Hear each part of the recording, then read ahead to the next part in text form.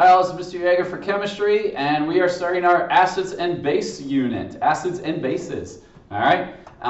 So again, this is a big unit in terms of many substances we interact with are this type of chemical, acids and bases, and it's something that we use constantly in many different fields. So understanding their properties and being able to measure them obviously has huge effects in the environment, in our bodies, and a number of different aspects in terms of how they could be used, really. So we're going to start off basically looking at properties and terms today. So I like to say acids have a bad reputation. Obviously, old movies with acids, or even modern movies, when there's acids, everybody's like burning or melting and stuff like that from them. Yes, they can be very dangerous, and so can a base. The thing is, bases doesn't sound scary, so people aren't like, watch out of the base, okay? But there's something that you're using constantly. You're drinking and eating many acidic foods and drinks.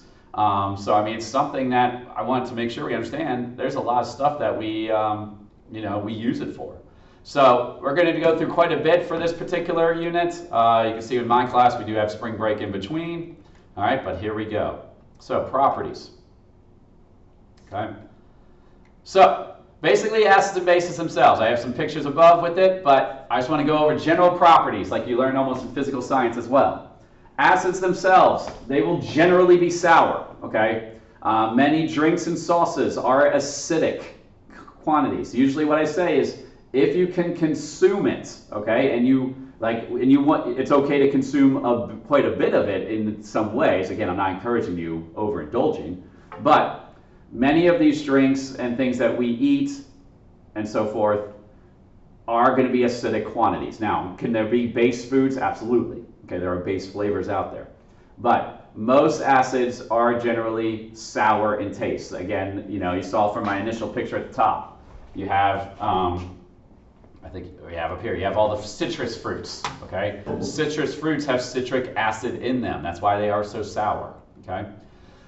We will see a lot of this when we start doing laps, but basically I'm mentioning already that acids will turn litmus paper red. Litmus paper is a type of what we call indicator. I'll talk about that much more later on. But an indicator is something that changes color based on the pH or whether it's in an acid or a base. We don't just say an indicator is something that's changing color, because I could draw something and change color for it, and that's not an indicator. Okay?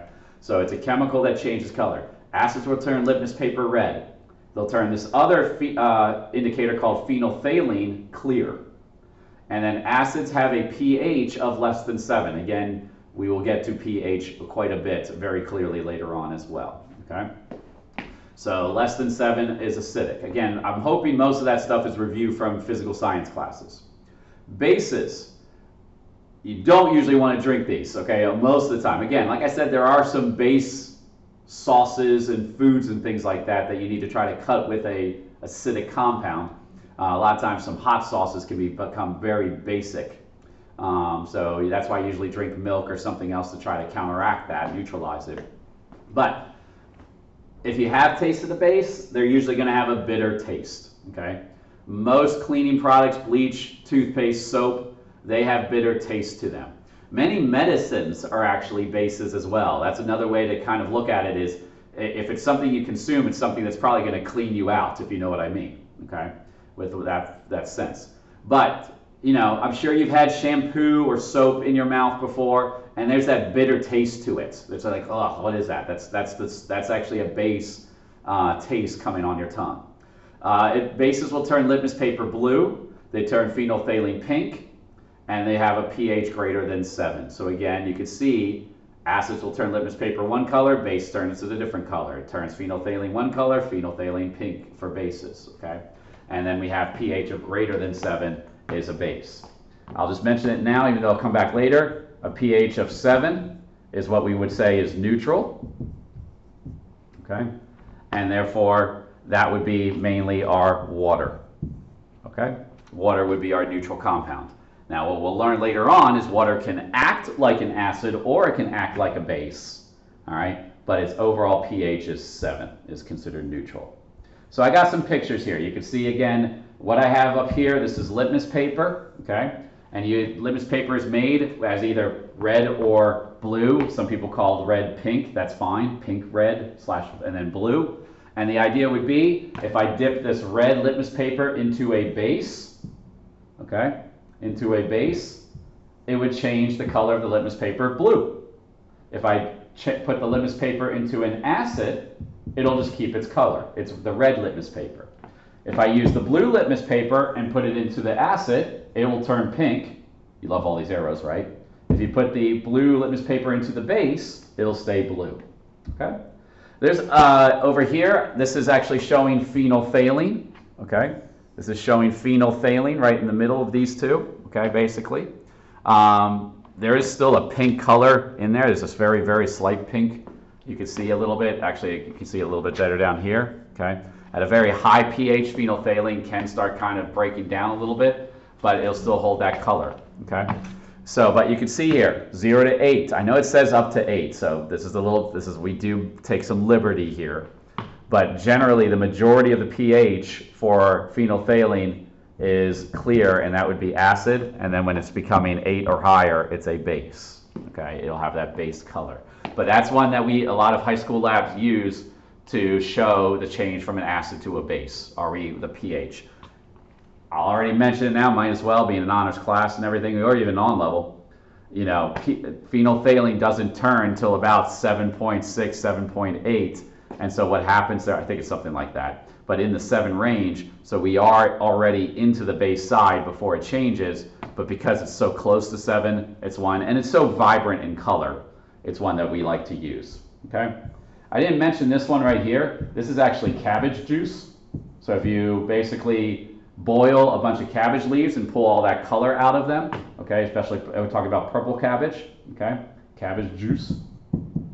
It's generally purple in color when it's neutral, so this would be 7.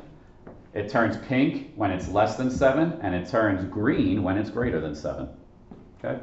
So cabbage juice is actually another indicator. A lot of plants are natural indicators. They will change colors, their petals will change colors based on the acidity of the soil. So you could have the same 2 flowers and you put them in different soils with different pHs, you can have different colors at the end because they will react to that. Okay? Other terms to know, strong acid and strong base. Okay? A strong acid or strong base is one that will completely dissociate into its ions. Okay? It'll completely change into those ions. So, for example, what I'm saying is I have HCl. This is a strong acid. It'll change, into H plus and Cl minus when it is placed into water.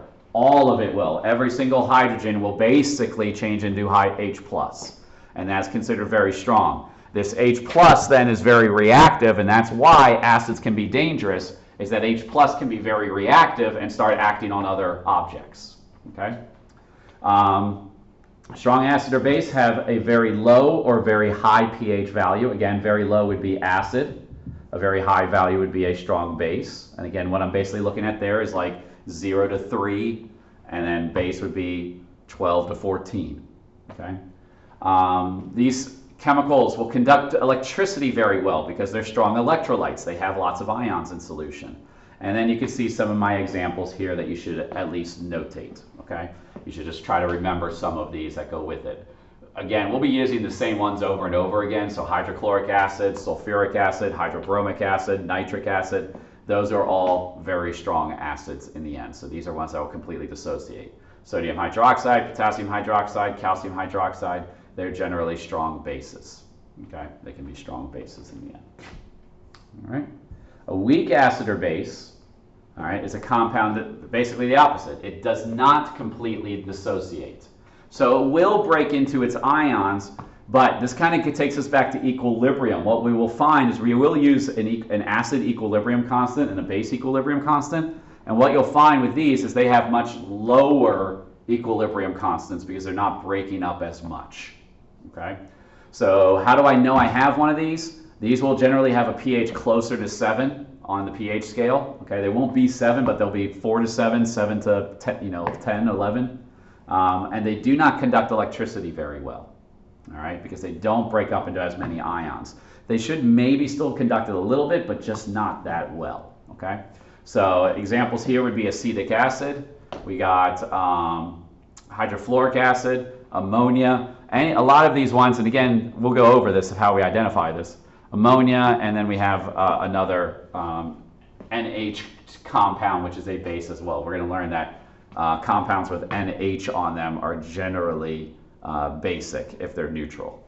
Okay. Some more terms. Okay. We got monoprotic, diprotic, polyprotic. Okay. So what these all represent is how many hydrogens can be donated by an acid. That we don't usually use this with a base. We don't sit there and call a mono, there's no term for it basically. So this is only describing types of acids some more. Basically it says how many hydrogens are you going to donate. Mono means one, di means two, poly means many. So a diprotic acid is a polyprotic acid because it has more than one. Okay. But so it's mainly monoprotic, but you'll see on practice problems and tests and things like that where I'll say diprotic, triprotic, okay? Polyprotic just means it has multiple H pluses to give, and we'll use that in something in another video when we do ionization of acids, all right, dissociation of acids. And then we just have this one more term, I believe, yep, is amphoteric. And amphoteric is a term you're going to hear a bit, where basically a compound can act as an acid or a base, I already mentioned that about H2O, based on what it is paired with, okay? So it's a chemical where, in general, it's usually a weaker acid or a weaker base, where it gets paired with a stronger acid or base, and it will act the opposite of what that strong acid or base is in the end, all right?